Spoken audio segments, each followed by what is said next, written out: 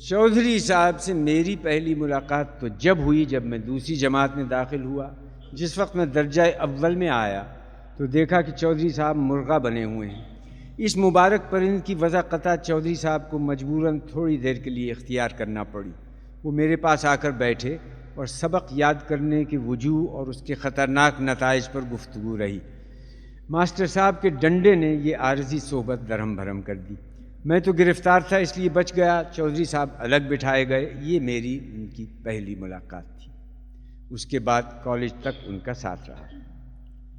Be اے میں چودھری صاحب عازم بیت اللہ ہوئے۔ حج کرنے میں سب سے زیادہ خطرہ اس بات کا تھا کہ حاضریاں کم ہو جائیں گی اور امتحان میں شرکت کی اجازت نہ ملے گی۔ چنانچہ یہی ہوا کہ حج سے جو واپس ہوئے تو اپنا نام کالج کے نوٹس بورڈ پر آویزاں پایا، ان لڑکوں کی فہرست میں جو کالج سے غیر حاضر رہنے کی پاداش میں امتحان سے روکے جانے والے تھے۔ ذرا غور کیجئے، چودھری صاحب بولے کہ یہ ستم نہیں تو اور کیا ہے۔ اگر کرکٹ کی ٹیم مہینے بھر کے لیے باہر جائے تو سب کو حاضریاں ملیں، اگر لڑکے چتوڑ کا قلعہ اور دہلی کے کھنڈر دیکھنے جائیں تو شعبہ تاریخ کے پروفیسر اس کو سیر سپاٹے کو حصہ تعلیمی سمجھ کر حاضریاں پوری کروائیں۔ آخر تکمیل دینیات کے سلسلے میں اگر کوئی حرمین شریف جائے تو اس کو کس بنا پر پوری حاضریاں نہ ملیں؟ ان کی کوششیں رائیگان نہ گئیں اور محکمہ دینیات کے پروفیسروں نے چودھری صاحب کی پوری حاضریاں دلوائیں اور امتحان میں شرکت کی اجازت مل گئی۔ حج سے پہلے وہ چودھری صاحب تھے اور حج کے بعد الحاج الشذری الہندی ہو گئے۔ بہت غور و خوض کے بعد تمام عربی قواعد کو ملحوظ رکھتے ہوئے حجاز میں پہنچ کر لفظ چودھری معرب ہو کر الشذری ہو گیا تھا، اور یہ ارتقائی نشو و نما چودھری صاحب کی ذات شریف میں اس قدر حلول کر گئی تھی کہ خالص عرب کا باشندہ تو کوٹ پتلون بھی پہن سکتا ہے، مگر الشذری اس سے مجبور تھے اور عربی جبہ پسند کرنے لگے تھے، لیکن باوجود مختصر داڑھی اور عربی لبادہ اور انتہائی کوشش کے وہ کسی طرح سے عرب معلوم نہ ہوتے تھے۔ ان کی تمام کوششیں اپنے کو عرب بنانے میں بالکل اسی طرح ضائع جاتی تھیں جس طرح بعض دیسی عیسائی کوٹ پہن کر غلط اردو دیدہ و دانستہ بولتے ہیں اور غلط انگریزی مجبوراً۔ چودھری صاحب کا اتنا پرانا ساتھ اور پھر اتفاق کی بات کہ عراق کا سفر درپیش ہوا۔ عراق میں ایک ناؤ ایسی ہوتی ہے جیسے گول پیالہ، خوش قسمتی سے ایسی ہی ناؤ ملی۔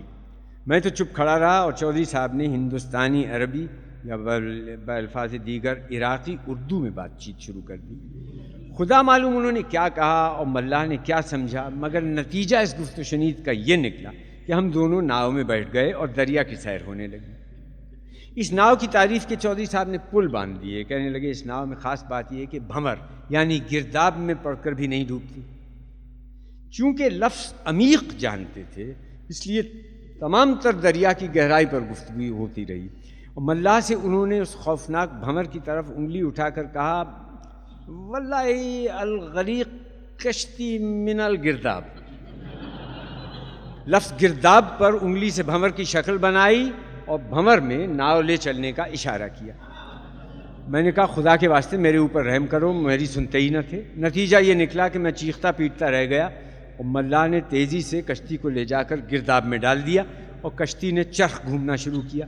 میرا سر چکرایا، میں نے واپس چلنے کو کہا، اتنے میں موذی ملاح نے پانی میں پتوار ڈال کر ناؤ کی گردش میں اضافہ کر دیا۔ میں تو سر پکڑ کر بیٹھ گیا اور زور سے چلایا، خدا کے واسطے ناؤ روکو۔ چودھری صاحب اس خیال میں تھے کہ جب جی چاہے گا رکوا لیں گے، چنانچہ اب انہوں نے خود ڈگمگاتے ہوئے ملاح سے کہا، ایوہ الشیخ شدت من الرقص اخرج من الگرداب۔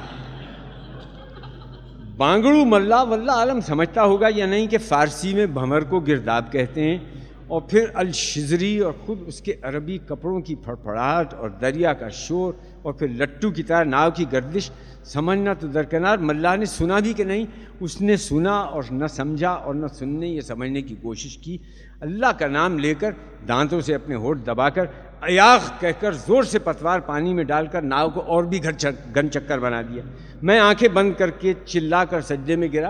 ادھر الشذری ایوہ الشیخ کا نعرہ مار کر جو اپنی جگہ سے ہٹے تو میرے سر پر نازل ہوئے، اٹھے اور پھر گرے اور لوٹن کبوتر کی طرح لوٹنے لگے۔ ایک طرف اپنے گھٹنے توڑ رہے تھے، دوسری طرف اپنی داڑھی۔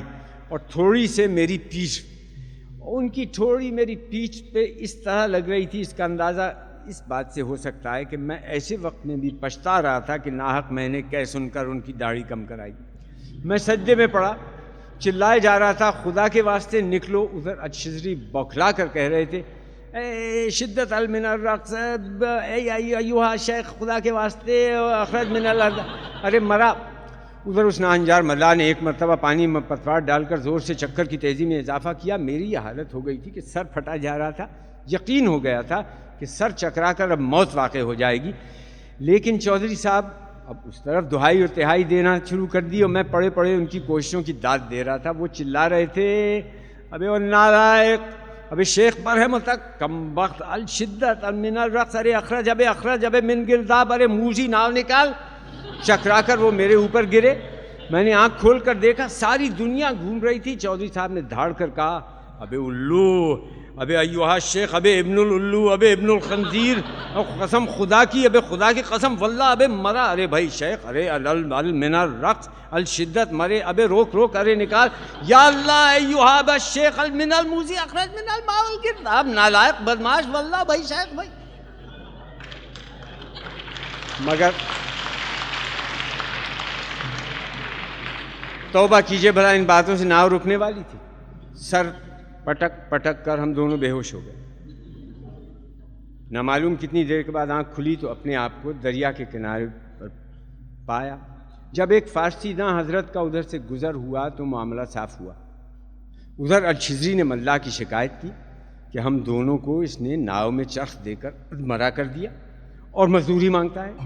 ادھر ملا نے کہا کہ ایسے لوگ کم دیکھنے میں آئے ہوں گے کہ مارے چکر کے مرے جا رہے ہیں، مگر بار بار یہی کہتے تھے کہ ناؤ کی شدت کے ساتھ رقص کراؤ۔ میرا خود سر چکرا گیا، دگنی مزدوری واجب ہے۔